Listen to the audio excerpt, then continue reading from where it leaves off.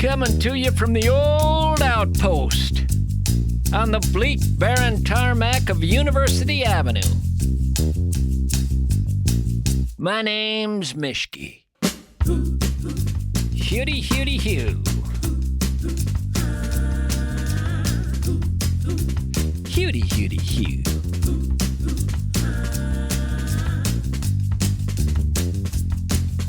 Ready, aim, fire!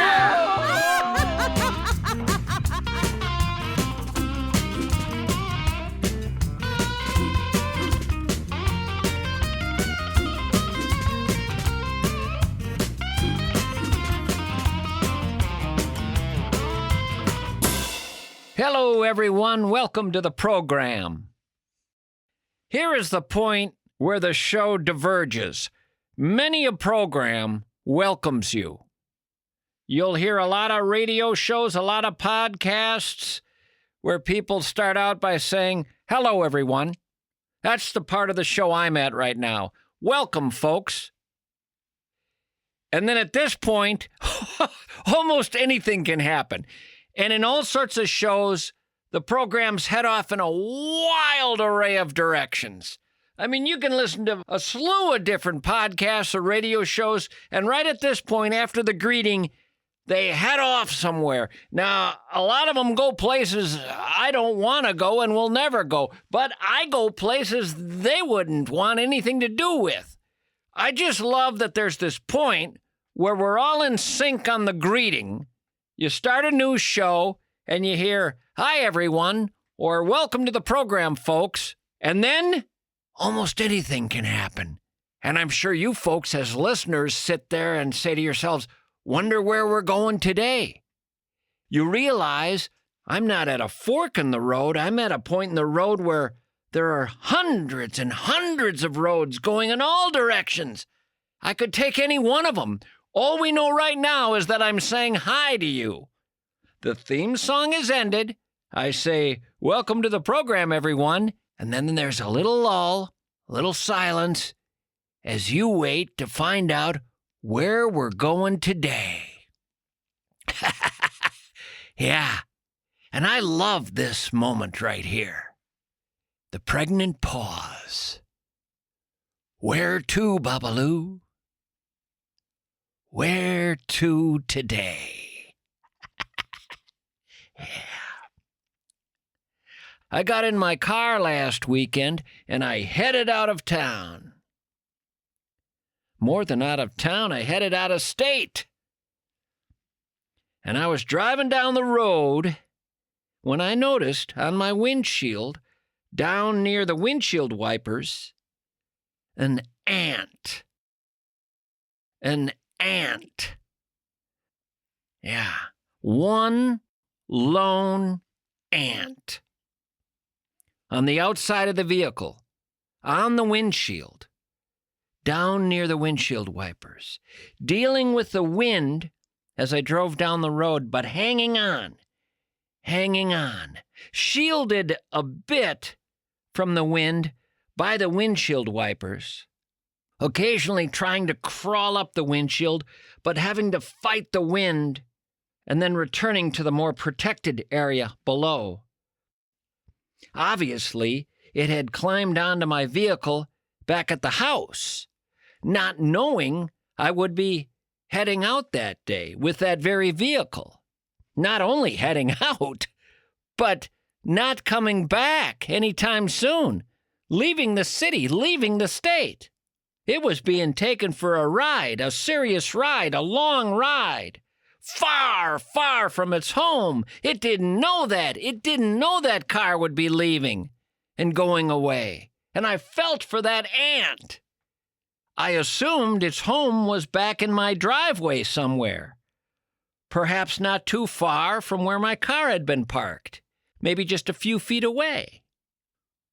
I'm not sure why it had decided to climb onto my car. Maybe it was hoping to get a bug of some sort, something to drag back to the colony so they all could have a feast. And now here it was going to Wisconsin, which was the last place it wanted to go. I couldn't tell if it was truly unhappy, but I sensed some anxiety in its movement. This wasn't part of the plan for its busy day going to Wisconsin. Now, your average person would notice this and then shift their attention to something else. The blue sky, maybe. The end of the suburbs and the beginning of the pristine countryside. Farmland stretching out in all directions. The way the clouds resembled various animals in their unique shapes. Or maybe just noticing the song coming over the radio, one that took a person back to high school, perhaps, decades earlier, a senior dance. Memories of Greta, the shy daughter of the town dentist, how she refused to dance at first, but then eventually acquiesced, and how it was so magical under those colored lights, moving slowly to the sounds of Hall & Oates. But me, I just stayed with the ant. I felt bad for the ant. I knew something that maybe a lot of people didn't know. I knew this ant had made a colossal blunder climbing onto my car. I knew its life had been irrevocably changed. You see, ants live in large, close-knit family groups, known as colonies. Every ant in a nest is usually the child or sibling of the same mother, known as the queen. A single queen lays all the eggs to grow the family. The regular worker ants you see outside are female. They're sisters who clean the nest, feed the babies, search for food.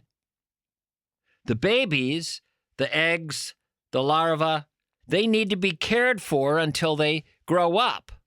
These are close-knit families, these ant colonies. See, I knew that. Maybe your average person doesn't. And they don't pay much attention to the ant they see on the windshield. But I'm well aware where this thing has come from, and I'm also well aware of where it's going. I know this ant has a home, a nest made of dirt or sand, back at my house. I know that these ants use special chemical scents to recognize their family members. If an ant from a different family tries to enter the colony, the resident ants smell the difference and they chase this foreigner away. See, I knew all this. Well, this ant on my windshield was never going to see its family again, and it was not going to be invited into a new family. Wherever I ended up, in this case Wisconsin, this ant would crawl off my car and find no welcome in any other colony. Nor would it have any idea how to get back to its family. No Wisconsin ants were going to welcome this ant of mine into their fold. This ant would live the rest of its life as a loner, wondering forever what had become of its family. I knew all of this as I drove. But, selfish me, did I turn around? Did I drive back the 50 miles to my driveway to get this ant back to its colony? No, I did not. Gas has gotten quite expensive. Maybe you noticed. I continued on, unable to communicate with that ant on the outside of my car, just watching it as it struggled, bearing witness to its devastating miscalculation, the mistake of climbing around on my vehicle, a vehicle that tends to start up and move out of the driveway and go places, in this case, far away places. I kept looking at this ant as I drove farther and farther away.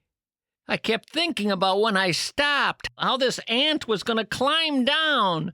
So very far away from home, this ant was going to climb off my vehicle in northern Wisconsin and be utterly, completely lost. The rest of its life, it would wander in the wilderness, a creature without a home. Would it have been more merciful for me to just pull over on the shoulder of the road and kill it? Just kill it. Put it out of its misery. Probably. But I found myself unable to get up the degree of resolve necessary to actually slow down on a highway, bring the car over to the side of the road. I mean, what if while doing that, the car behind me ran into me, sending me into a ditch? Now both the ant and me would be struggling on this day, struggling together, far from home, both of us looking at an uncertain future. I thought I could drown it with windshield wiper fluid. But what if it didn't drown? What if it just got sick from the toxic chemical? What if the wipers moved and clipped its little legs, but left it alive, wounded, poisoned? No, it was just going to have to go with me to Rusk County, Wisconsin, and the strange little town of I'm Alone.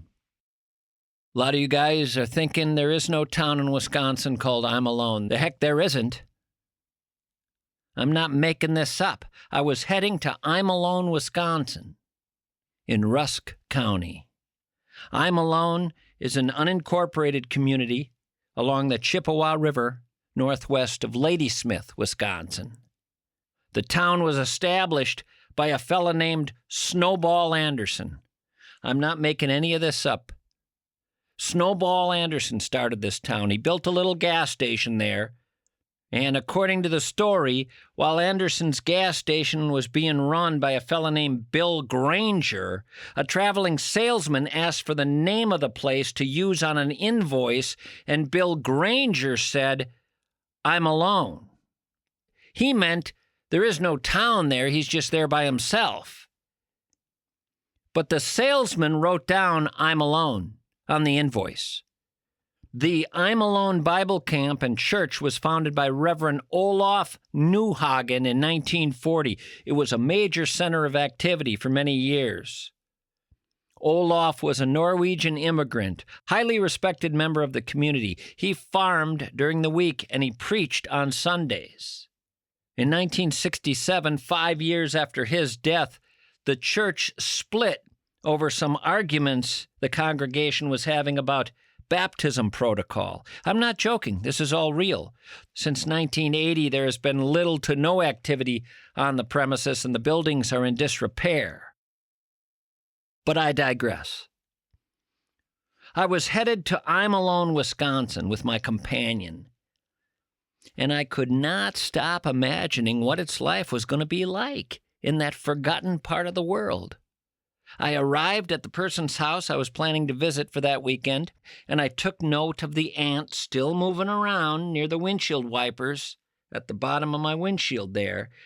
And I pulled over, turned off the car, and I walked away from the vehicle knowing this ant was going to crawl off the car, crawl across the dirt, crawl into the grass, try to get its bearings, and soon realize it would find no welcome in this region.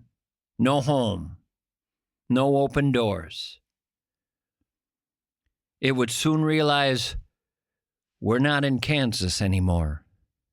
What a wake-up call as those Wisconsin ants came around, looked at this thing and said, "Hit the skids, foreigner." Now, in the 14 billion years since the Big Bang, this is hardly a critical or important or even noteworthy predicament, what I'm describing here. Few will ever give it a second thought. But you think about this little problem with this ant, this mess this ant inadvertently got itself into, with my help, of course. And then you think about all the ants over all the years in similar dire straits, or just any old animal that's blown it in one way or another. Or forget animals, the people over the eons who have gotten themselves in a real pickle. And then you think of the seemingly endless stretch of time, or for that matter, the endless stretch of the universe itself. The observable universe, roughly 93 billion light years across, containing billions of galaxies. Scientists think the whole universe could be at least 250 times bigger than that part we can see, those 93 billion light years we see. It could span trillions and trillions and trillions of light years. Or it could possibly go on forever, without end. You think about that, and then you look at my little ant there, climbing off my vehicle onto a blade of Wisconsin grass, being rejected by an ant colony, moving on to another and being rejected again, moving on to another and being rejected yet again, thinking maybe home is in the distance somewhere, not realizing how far we've traveled, not knowing home will never be reachable. How do you weigh that in the grand scheme of things? Could I write someone in Botswana and get them to even care about this ant? Could I talk to one other person in I'm Alone, Wisconsin, and get them to care? And really, how much do I care? Not all that much. I wouldn't even turn my car around and drive the ant back home. I would have turned around and driven back if it had been a baby.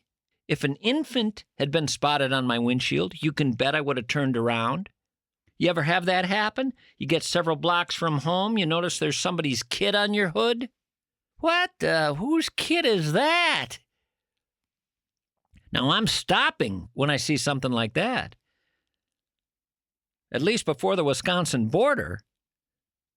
But even that can be an issue because sometimes when you stop abruptly, the momentum can send a kid just sliding off the hood at a pretty good clip. That's actually where the ant has an advantage. Braking suddenly never seemed to affect that ant at all. Not during the entire drive to northern Wisconsin. Now, I figure over time, I'll stop thinking about this ant. It's sad, kind of, the way these things fade from our consciousness, from our consideration, from our contemplation. Sad in that it's kind of like a death all its own when we quit thinking about something like this ant. One day, I just won't think about it anymore, which is kind of like not caring about it anymore. But that's just how it's going to play out. The same way you perhaps thought about that shy daughter of the small-town dentist who danced with you under the lights of the gymnasium, and then the next month moved to some new school because her dad got a new job in the city, and you never saw her again. You thought about her. You thought about her for a lot longer stretch than I'll think about that ant.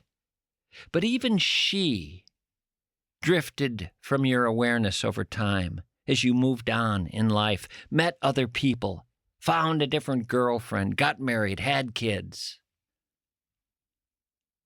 The thing is, though, late in life, you found yourself lying in bed thinking about Greta, wondering whatever happened to her. Did she meet some other guy? Did she like that guy a lot more than she liked you? 'Cause at that dance, she really seemed to like you.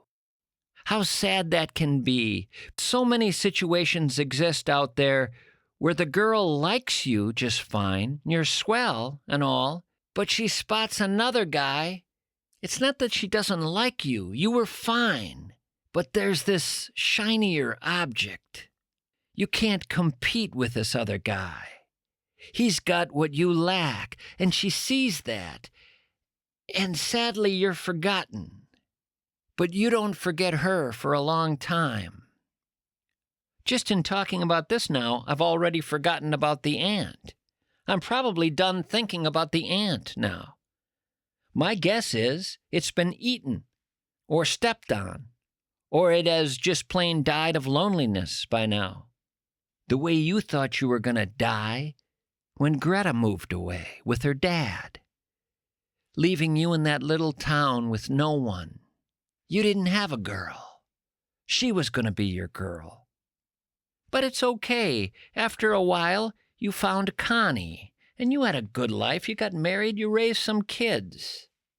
But Connie died of an aneurysm last year, And now, at night, you think about what's left for you in this life. And you wonder, whatever happened to Greta? Were you to run into her, would there even be the tiniest spark anymore? Did it work out with that other guy she met? Or after a while, did he show his true colors? And did you suddenly seem like the better option of the two? You got a lot of time to think now. Your kids have moved out of state. You have a couple of guy friends, but lately you've stopped calling them, and they've not reached out much either. It feels at times like your life is waiting for you somewhere else, and you need to go there, to where it's waiting. It's not here now. Here, you're just existing. You're just existing in I'm alone, clutching a blade of grass, remembering long ago when there was that feeling of belonging. You don't know that Greta married Stephen Schwinghammer and had a couple of kids and eventually settled in southern Minnesota, where she ran a gift shop with her friend Carrie. Her husband Stephen ran a discount tire store. Good guy, Stephen. They're both still alive, relatively happy, though they're mostly happy because they expect so little from life. That so often seems to be the key. They just find things reasonably acceptable, and acceptable is just kind of fine. So they're happy. You have, maybe 10 more years on this earth? 15 tops? And you have no idea where to go or what to do. You're retired now, and you hate golf. Well, my advice to you is, if you're ever driving and you see that ant on your windshield, turn around, go back, take it off your car, set it on the driveway. People will make fun of you. You don't want to talk to anybody about this. You don't want to tell anyone. Just do it. Just turn back. Get it off your car. Then you can drive to I'm alone. All alone.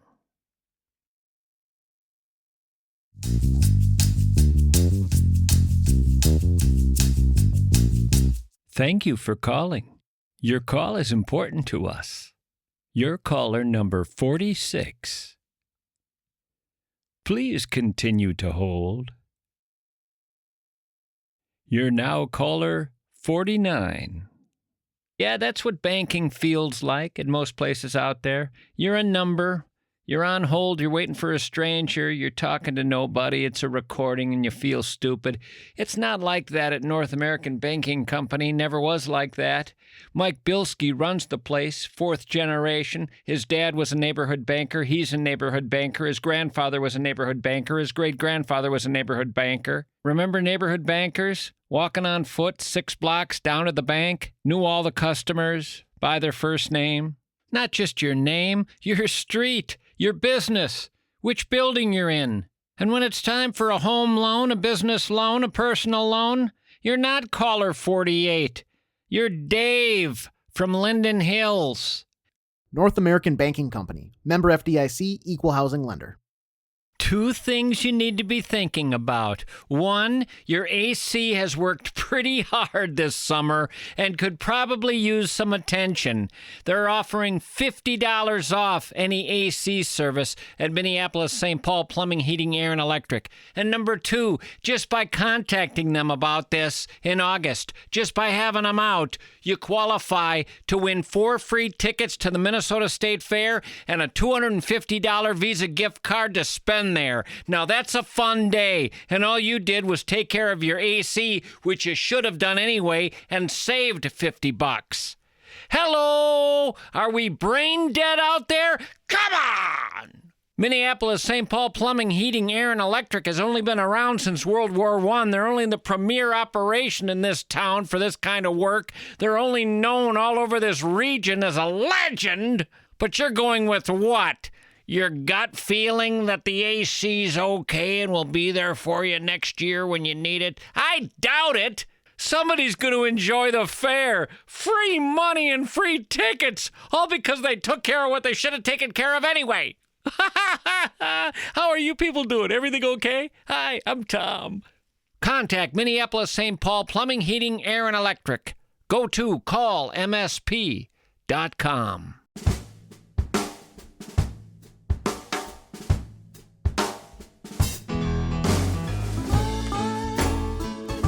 It's been a long time since I've spun the big wheel.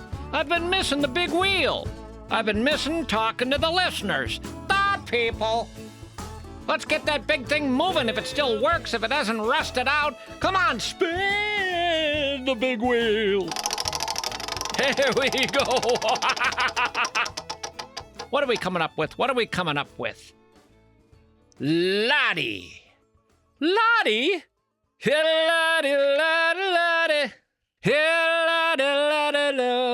Some people like to say that. Other people like to say different sounds. Some people like to sing obla-dee, obla-da. I'm more of a lottie-lottie type of person. Of course, you have your zippity-doo-dah types. Never was a zippity-doo-dah guy. I occasionally will go for the sha-la-la-la-la-ti-da. But I'll tell you something, no one, absolutely no one likes Grofung-bok-lonk-grunto-pog, Grofung-bok-lonk-grunto-pog, Grofung-bok-lonk-grunto-pog. Those are sounds people don't appreciate at all, but they like iladi-ladi-ladi. Why is that? What do we have against Grofung-bok-lonk-grunto-pog? Doesn't have that same feel of sha-la-la-la-la-ti-da. You know, we're funny. Anyway, let's call Lottie.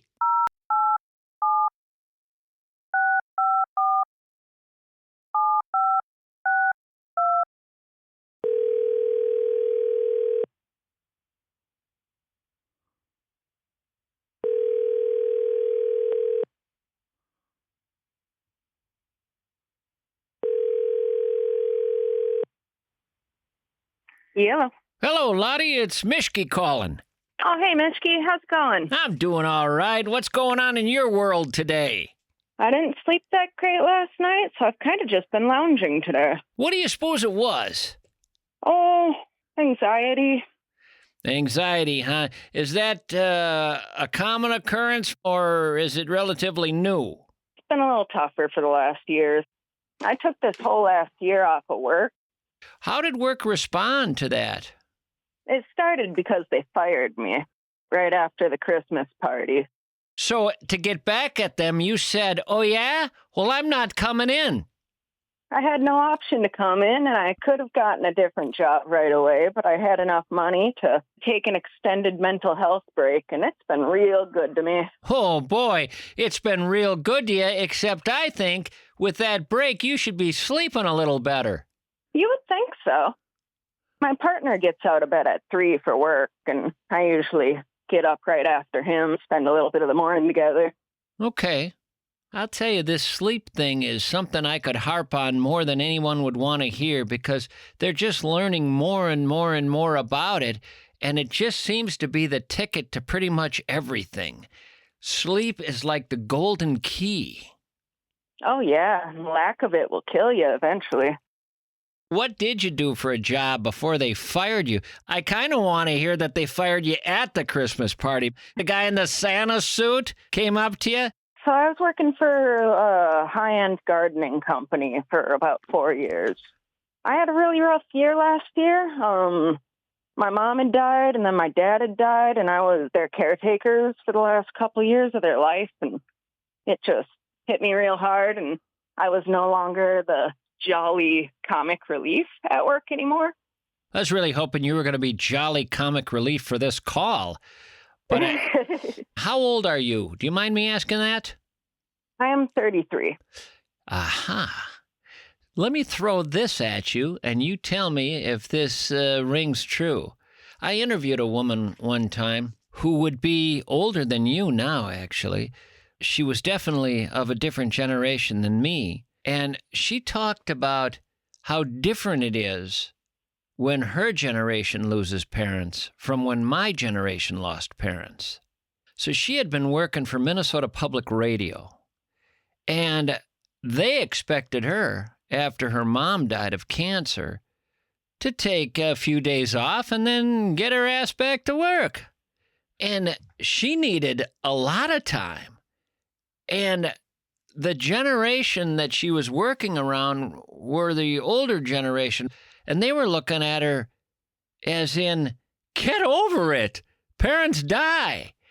And she was just aghast, just kind of horrified.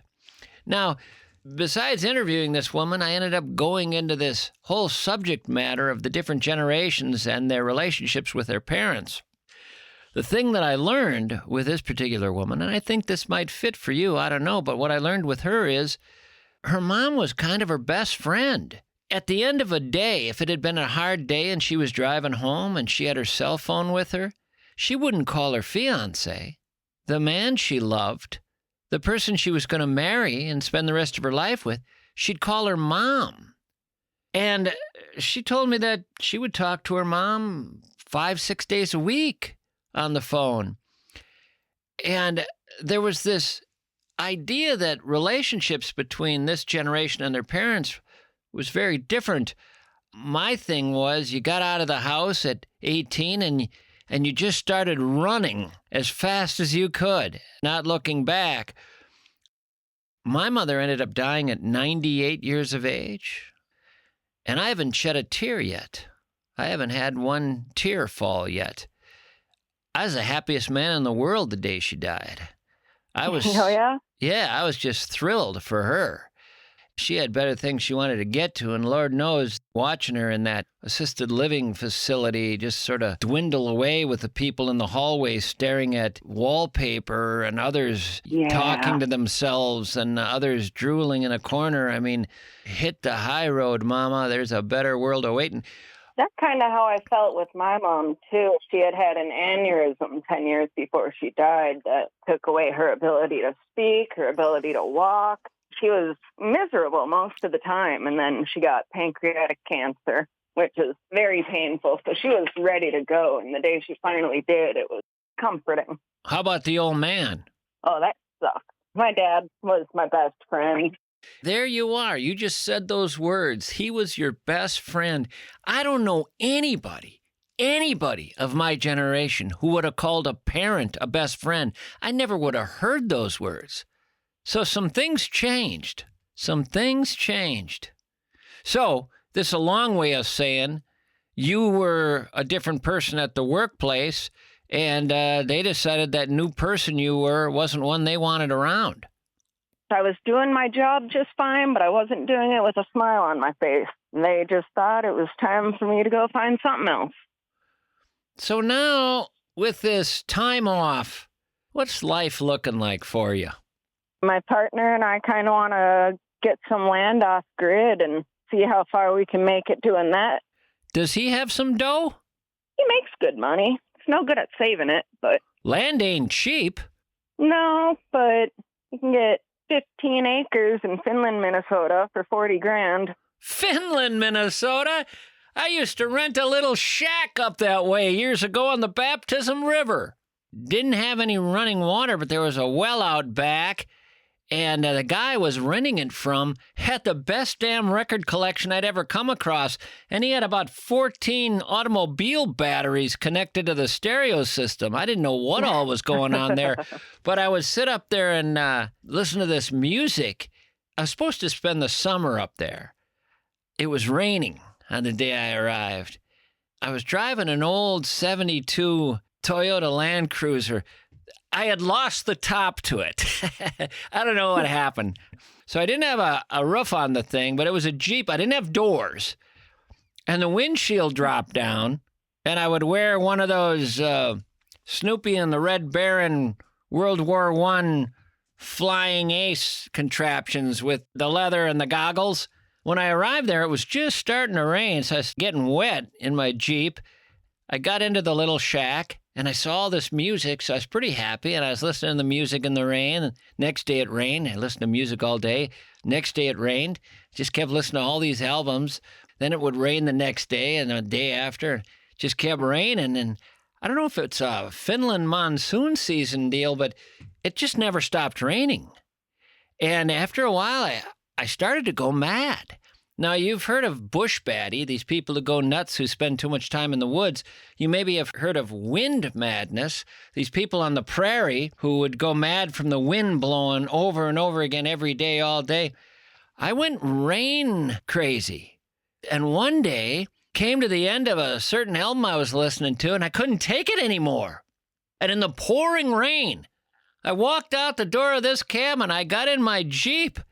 And I just started driving. I had rags and towels wiping off my goggles, getting soaking wet, driving back to the cities from Finland, Minnesota. Driving rain just hit me from all sides, slapping me in the face. And I just kept going, soaking wet, my Jeep filling with water all the way home. Probably let up about the time I got to the cities. Probably a beautiful summer after that, but I never did go back. So you think you can get some land up there cheap enough to live off the grid, plant a little garden, eat a lot of peaches, and go and find Jesus on your own? Damn straight. That would be nice if you could pull it off. I'll tell you one thing. You would probably get a few good night slumbers in there. There's nothing like working outside, getting to sundown and hitting the sack. And, there's no sleep like that sleep. That's what my mama used to call good tired. That's different from the stressful tired of a working stiff in the city. Yeah, it feels great.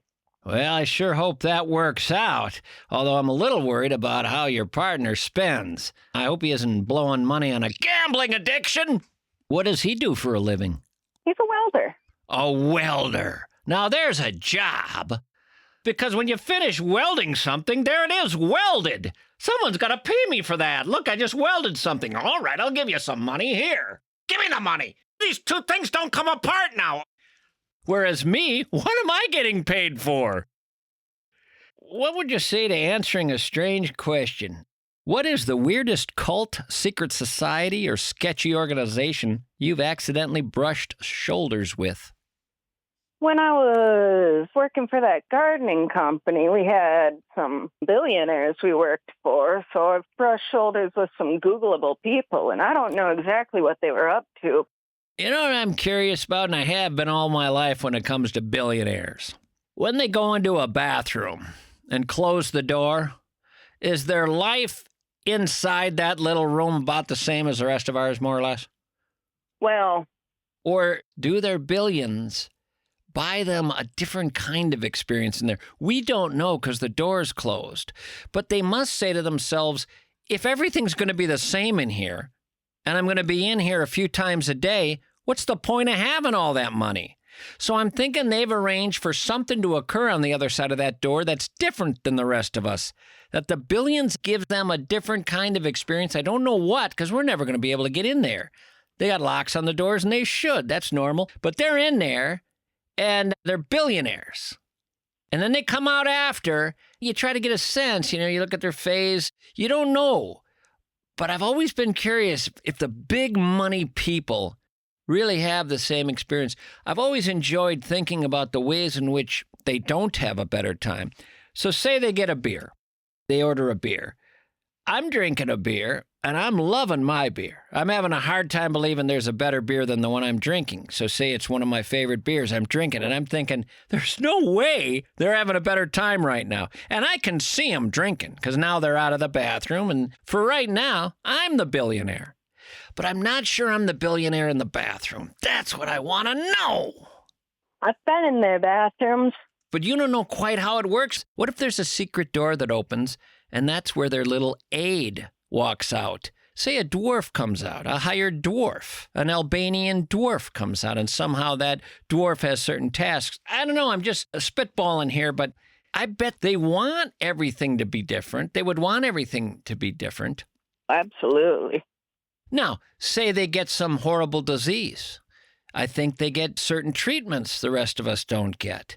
I think they're able to get to certain clinics in Cuba that have this special thing that hasn't been allowed into our country. And so there are a lot of ways they can get special things. But here's one I often think about. Say you're a billionaire big-time billionaire, one of the biggest billionaires in the world. But you're not really funny. You never say anything funny. You try to, because everybody always does. You can find the biggest box of rocks on the block, and he's always trying to say something funny. I don't know what it is. But say they're not at all funny. And they're thinking, what do I got to do? Is there a class I can take? No, it's got to be in your bones. You can't learn it. It's got to be in your bones. And you don't have it, Charlie. So they say to themselves, how can I compensate? Well, you can get smart. You definitely can educate yourself. But you can't make yourself funny. No. I bet, though, there's some funny things going on in the bathroom. I don't think they think they're funny, but I think I would. I wish I could find the button to that magic door, though. Oh, the Albanian dwarf. They probably have 2, 3 of them working. I mean, there's the bidet, and then there are the dwarves, and I'm going to leave it right there. Right there. Oh, well, Lottie, I've sure enjoyed talking to you. I want one thing for you, though, and I really want it badly. I want you to start getting more good night sleeps than bad night sleeps. Oh, thank you. That's what I want, because I think everything else will take care of itself. The dominoes will fall. But that sleep thing, are you trying to go to sleep at the same time every night? Yep. When you lie down and you haven't fallen asleep and 20 minutes have gone by, do you get up? Usually, no. I'm going to give you a little bit of advice. Feel free to ignore it. If you haven't fallen asleep within 20 minutes, get up. Go do something. Too much time is passing, and your body is being trained to just lie awake in bed. It's not being trained that bed is for sleep. Go away, come back later, try again. If you do want to read, don't read in that bed. Go somewhere else and read. Get tired, and then return to that bed. That bed is for sleeping. Okay. What you will slowly do is train your body to sleep in that bed and do nothing else in that bed. If you're lying awake, it's not going to be a place you stay. If you're reading, it's not going to be a place you hang out. It is for sleeping. And then try as much as possible within 10 to 15 minutes for a while to go to sleep at the exact same time. And have a wind down. Kind of like the sun setting. We're winding down. These are all things that they would tell you if you paid one of these high-end sleep gurus, but it's all stuff available to everybody, doesn't involve a pill. And then if you can get the room as dark as possible, and I mean as dark as possible, that would be great too. Oh, yeah. Yeah. But I think if you start sleeping well, magic things are going to happen. Next thing you know, boom, boom, boom, boom, boom. Wait, where'd I get this land in Finland? How'd this happen? I'm hoping so. Oh, all right. Well, keep me posted. All right. We'll invite you out to learn how to weld when we get that land and maybe a little power. We can weld and we can grab some car batteries and listen to some music. All right, you be well. See you too, and thanks for the John Prine reference. I was hoping I'd get one. Thanks, Lottie. So long to you. Toodles. There's a man at the Welshire who takes his wife on a date every Friday night. Yeah, at the Welshire, the memory care center. Takes her to the ice cream parlor. She puts on a jacket. They walk to the ice cream parlor. Sometimes he remembers why they're going and where they're going. Sometimes he doesn't. She remembers for him, though. She shows up on Fridays for that date. Stop by sometime and it'll be about a favorite song. It'll be about a haircut. It'll be about a movie at the cinema, a drink at the bar, a walk through a garden. The Welshire Memory Care Center of Bloomington and Medina is built around these moments. 4 different households designed for the 4 different stages of memory loss with Alzheimer's and dementia. People trained to care for people with memory loss. Not trained to care for all people everywhere, but for these people specifically. And when the memories begin to disappear, the staff at the Welshire doesn't stop looking for the person underneath the memories. In fact, sometimes the most important thing you can remember is how to treat someone, how to love someone. The Welshire of Bloomington and Medina.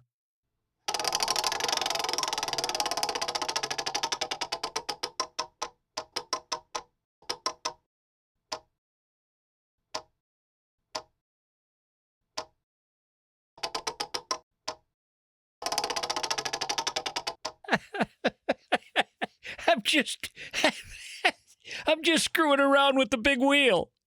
Why? Because I can. I've got the wheel here. I'm just playing around with it.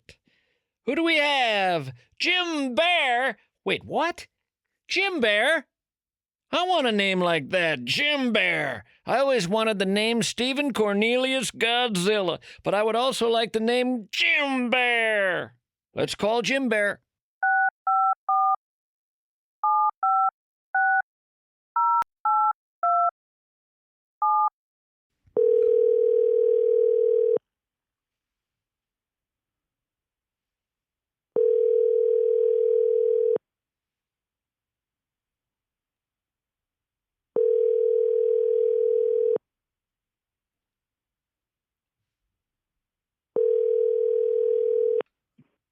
Hello?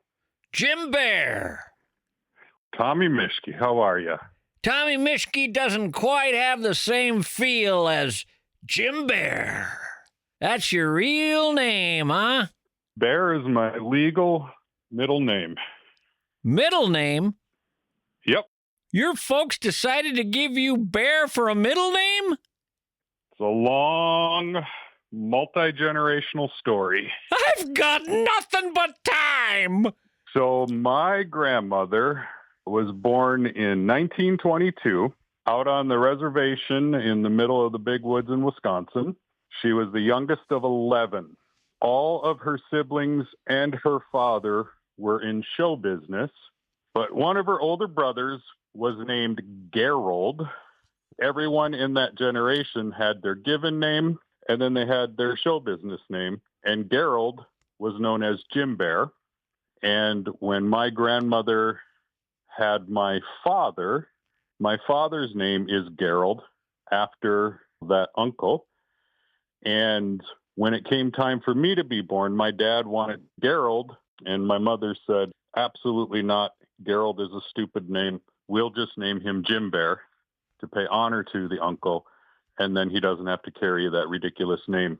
I have to agree with your mother. Gerald is one of the few old names that really doesn't work for me on any level. I think those are sounds that were never supposed to be put together by humans. I agree. And so my dad, with the name Gerald, no one in his life really knows him as Gerald. He just is known as Bear. Why, there's Bear. Hi, Bear. Yep.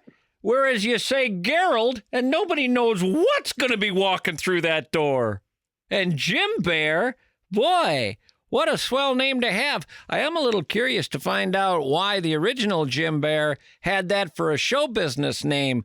Was there anything he did that would have made that name make a certain amount of sense? I don't know. I mean, so his father was named Philip. And this is part of the legacy of Native Americans.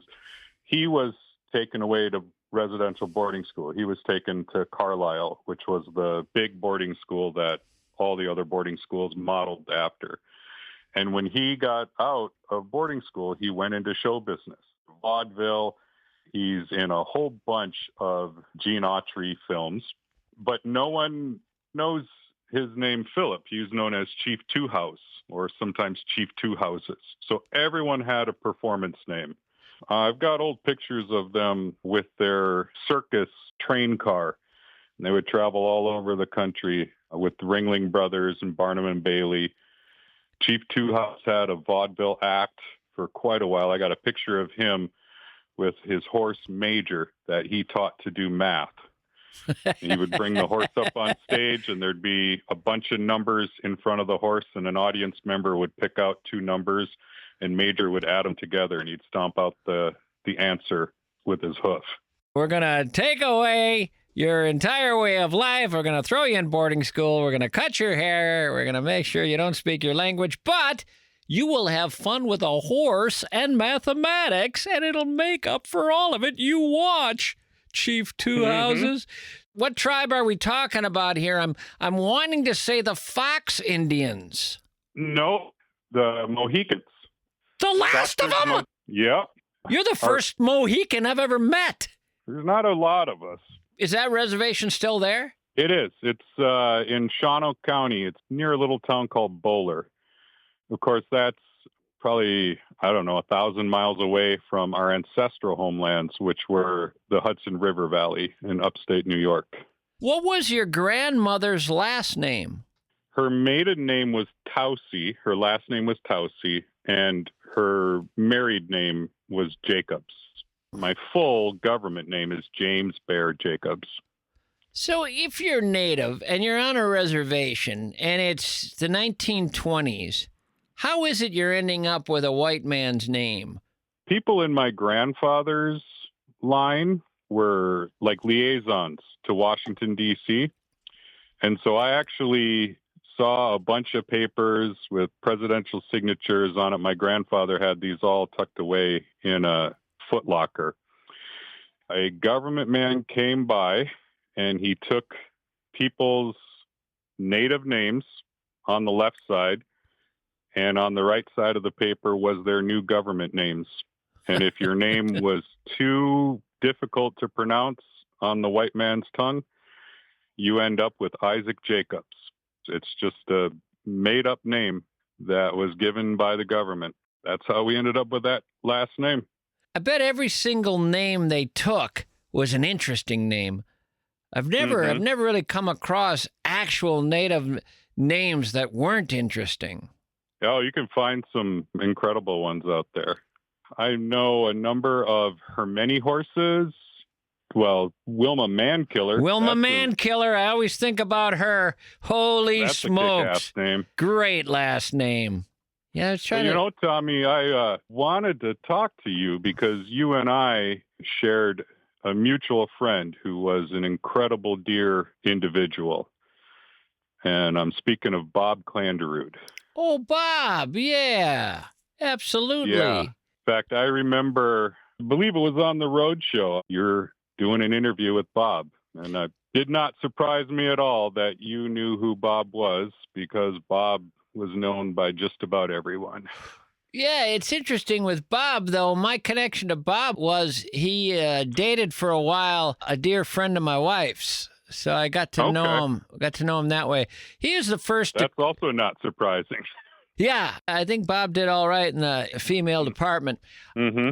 I think he was the first Dakota I ever met and ever knew, which is surprising given that I'm here in Dakota country here in this part of Minnesota. But of course, somewhere after the 1860s, they kind of vanished from this neck of the woods.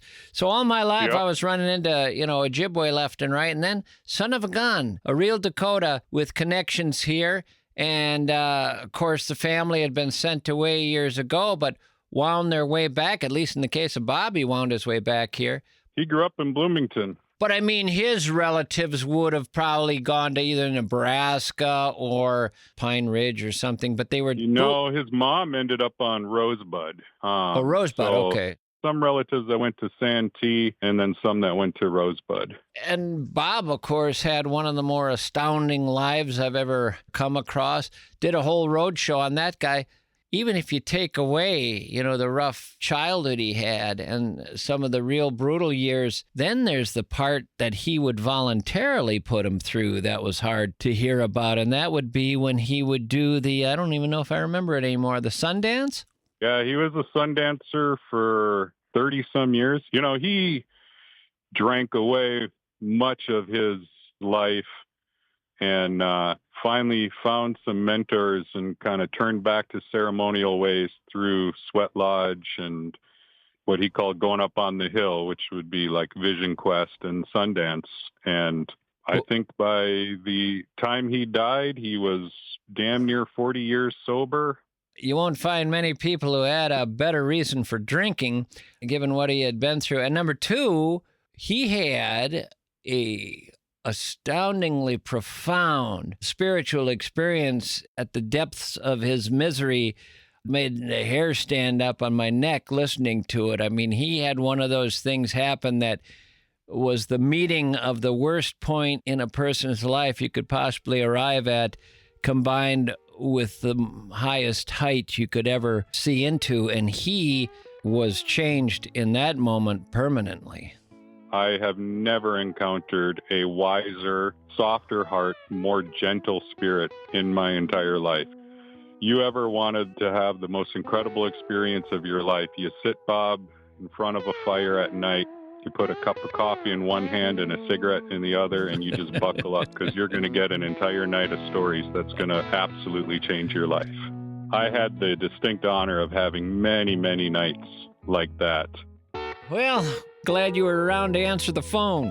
Yeah, absolutely, Tommy. I've been listening to you since the 90s when I was in high school, and you always have the right balance of storytelling and absolute chaotic weirdness to keep everyone's attention. So do appreciate your work through the years. Thank you very kindly for that. I appreciate you saying that. I hope to run into you down the line. All right, sounds good, Tommy. You take care. Bye-bye.